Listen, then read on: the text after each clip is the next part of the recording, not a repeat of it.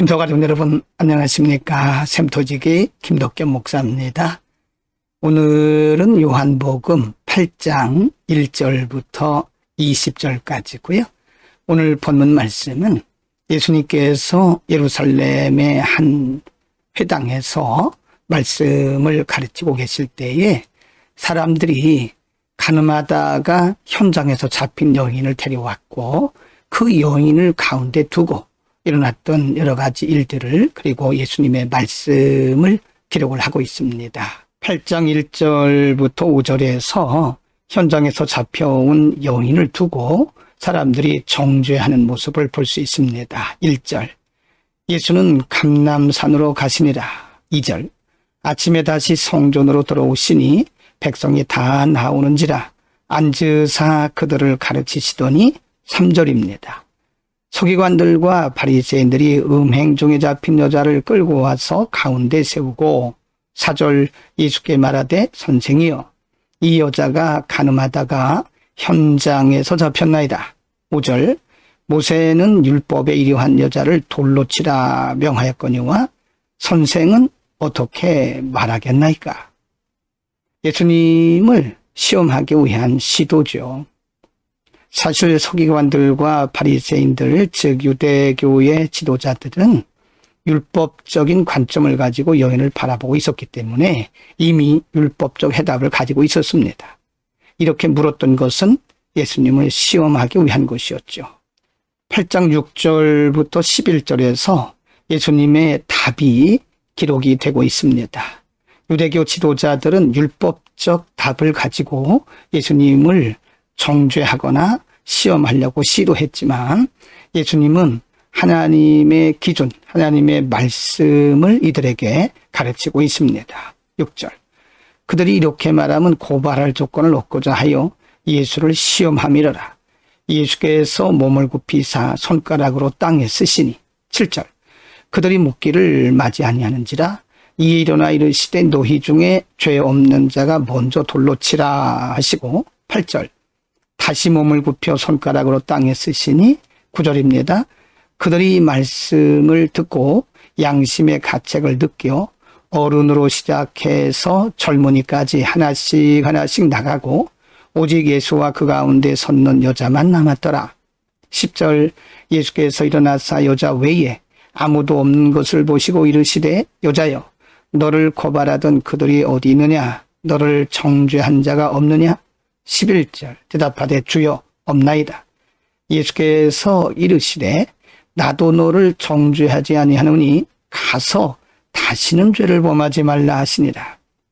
예수님을 고발할 조건을 찾던 유대교 지도자들의 관점과는 달리 예수님은 그들을 향해서 돌을 들고 율법적인 기준에 따라서 돌을 들고 여인을 치려고 했던 그 여인들에게, 또는 그 많은 사람들에게 예수님 말씀하시기를 너희 중에 죄 없는 자가 돌로 치라고 말씀하십니다. 이것은 율법적 기준이 아니라 예수님께서는 돌을 들고 온 그들의 양심에 말씀하고 계신 겁니다. 모든 사람들이 양심의 가책을 받고 다 떠났지요. 죄 없는 사람이 한 사람도 없기 때문에 그런 겁니다. 그리고 나서 예수님은 음행하다가 잡혀온 그 여인에게까지도 나도 너를 정죄하지 아니한다. 가서 다시는 죄를 범치 말라고 다시 기회를 주시는 것을 볼 수 있습니다.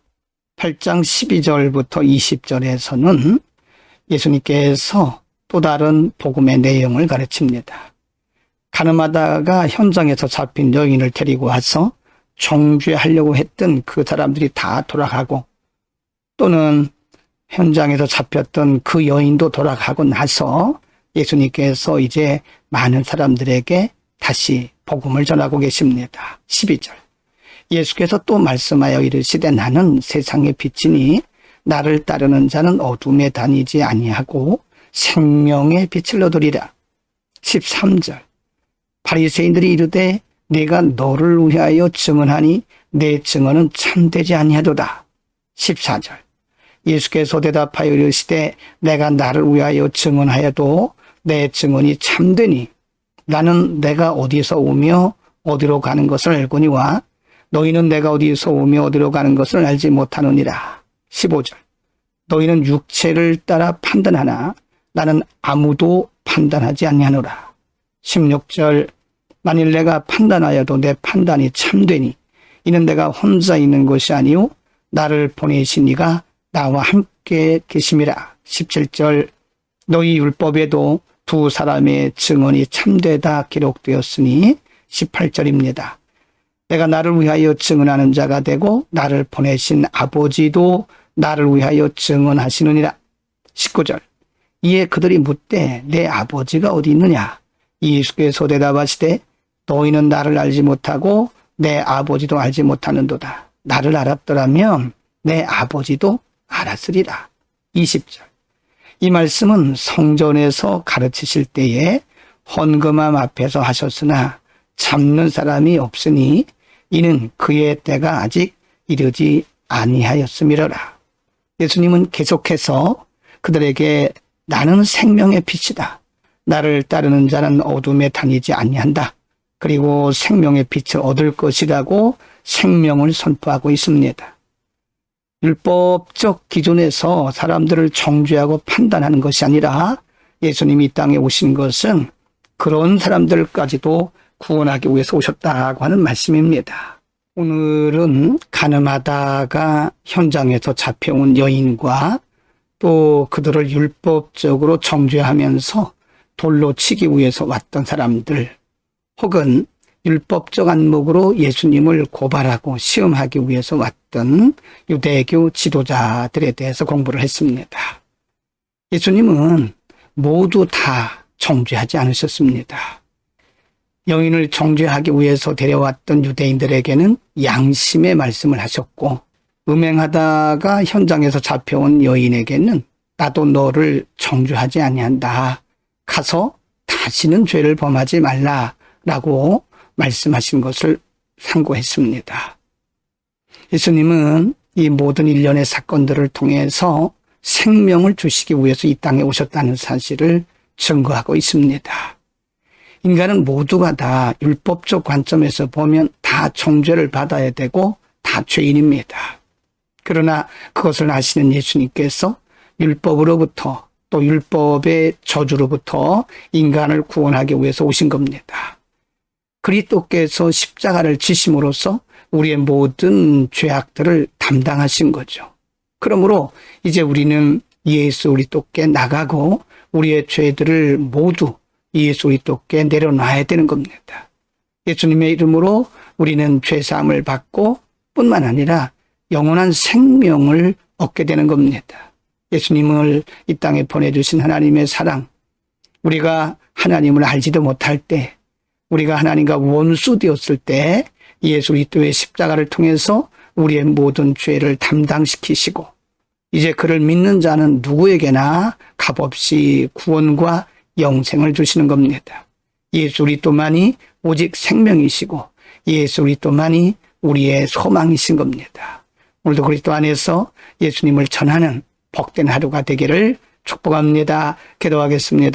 걸어가신 아버지, 가늠하다가 현장에서 잡혀온 여인처럼 우리도 율법적으로는 다 정죄를 받아야 되고 율법적 저주를 받아야 하는 사람들이었지만 예수님께서 우리를 위하여 모든 죄악을 담당하시고 우리에게 거둬주시는 은혜로서 믿는 자들에게 구원과 영생을 주시니 감사합니다. 우리를 부르사 예수 그리스도를 믿게 하시고 자녀가 되게 하시고 영생의 복을 주신 주님, 우리에게 주신 은혜를 찬양하고 감사하고 주변 많은 사람들에게 증거하는 복된 하루 되게 하옵소서. 예수 그리스도 이름으로 기도드립니다. 아멘.